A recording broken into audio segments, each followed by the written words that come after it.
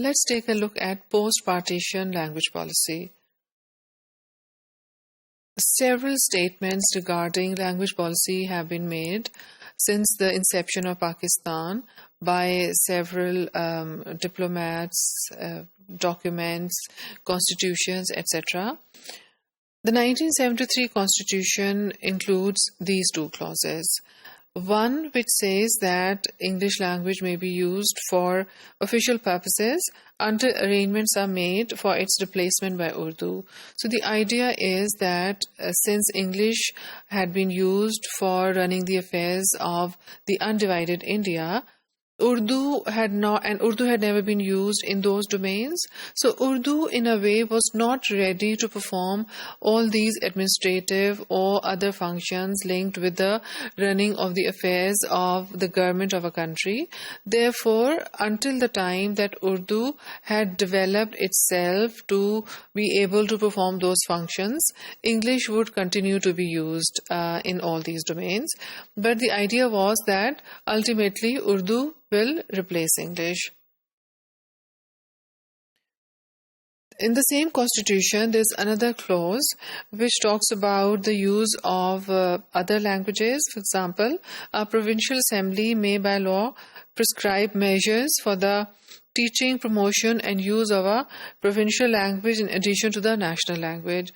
So provinces were also given this freedom, this liberty to introduce a language in their province if they thought it was required or it was desired. So what happened was that Urdu was declared the national language of the country after the independence. Although even now English is the mother tongue of barely 7% or a little over 7% of the total population. English is Pakistan's official language and it still is Pakistan's official language. Some efforts have been made in the past to change the state of affairs, but all those efforts have ended in failure. Urdu was also made the medium of instruction in all public schools after the independence was declared and Pakistan came into being. So both English and Urdu had some roles to play in the language policy. Several reasons were given for privileging Urdu over other languages. For example, Urdu was the language of only 7 to 8% of the population. In fact, it is now the language of 7 to 8% of the population. Then the percentage was even smaller. So there were justifications given for this important place which was given to this important status which was given to Urdu. One was that it is widely used all over the country and many Pakistanis use it almost as their first language. The other reason which was given was that most jobs were available, especially in those days, through Urdu. And even now, leaving aside some multinational companies which operate solely in English, several other jobs, including several government jobs, are available only through Urdu, which means you do not really need to know English, but you need to know Urdu rather than a provincial language or regional language. It was also considered a symbol of unity. Since Pakistan is a multilingual country and multi-ethnic country, it was believed that using one language can act as a unifying force among people. So it was in a way used as a resisting force against ethnicity.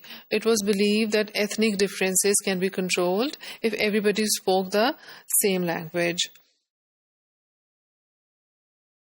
The policy for English was actually based on the interest of the civil service and the army. The civil service that came to Pakistan was anglicized. They had all come from India to Pakistan, and the same was true for the army. And in the undivided India, the army and the civil service included only the elite of the undivided India. So this elite from India, they were of course the people who had the closest connection with the ruling colonial powers, and they were well versed in English. So continuation of a policy where English was favored, or English was the official language, of course favored this elite, because they were the only people, almost the only people, who were so good at English. Similarly, English medium instruction was also maintained in elite cadet schools and some private schools. Similarly, the army started some cadet colleges all over the country. These cadet colleges were designed, or they were opened on the same lines as the British elitist schools. One of those elitist schools we still have in Pakistan, in Lahore, the HSN College. The British had established several of such colleges, which they call chief colleges, all over India. So the cadet colleges were also based on the same lines, on the lines of the British elitist schools. These schools, the schools which were opened under the patronage of army, they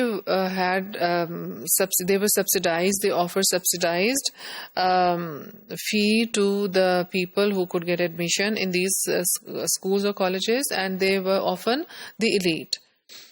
So these schools were believed, the idea was not to serve the nation at all, but to produce suitable candidates for filling these elitist posts in the military and the civil service. So these cadet colleges were meant to promote elitism in a way, and to produce a group of people who were ready after the existing civil servants and army officers retired. There was another army or another group of people who were ready to replace them. This privileging policy, the policy which privileged English, of course had consequences. It was believed, and truly so, that it promoted the hegemony of English.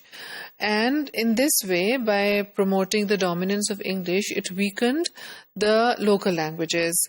And not only weakens them, it also lowers their status. For example, we have this joke in Pakistan that if a certain person is an Urdu medium person, that the person is looked down upon, which is very sad and undesirable. Similarly, this favoring or undue favoring of a particular language also eliminates linguistic and cultural diversity. If everybody, of course, if a language is favored, everybody would want to learn and use that language, and in this way, the people's own languages, their first or native languages, are overlooked and eliminated gradually. This also increases poverty. Of course, if all the good jobs and opportunities are reserved for those who are good at English, the people who do not have access to English education, they will not have access to the jobs which require English-only education. And in this way, these people will continue getting from poorer to poorer, and poverty will multiply, will increase, and wealth will be concentrated in the hands of the few people only, the elite.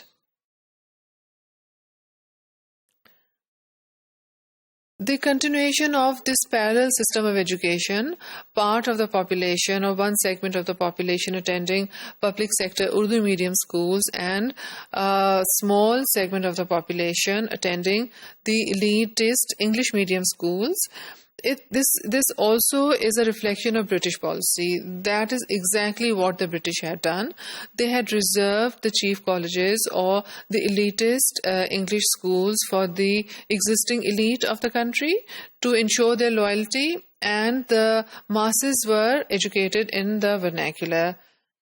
In this way, these two systems of media of instruction were used continuously in the undivided India, and this created a lot of discrimination in the job market as well. So there were jobs which were reserved for the English educated people, and there were jobs which were reserved for the vernacular educated people.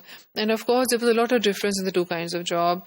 The English educated people got all the high profile jobs, better earning jobs, and the lower jobs, the jobs of a clerk, a low administrator, etc., they were reserved for the people who had vernacular education. And same is true for the present Pakistan. We have these jobs which are reserved for the people who have English education, and there's a very different set of jobs which is reserved for people who do not have English education.